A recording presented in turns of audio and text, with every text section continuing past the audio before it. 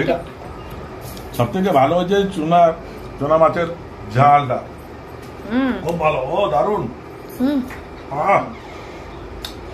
কি হয়েছে প্রচুর খানা খাও শালি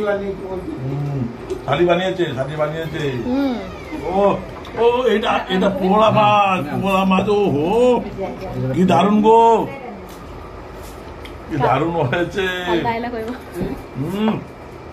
বৌদি করেছে বৌদি করেছে।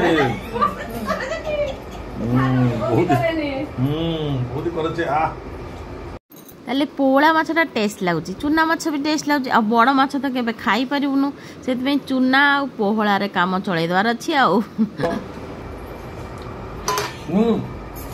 বলো গো ও দাদা ভাই,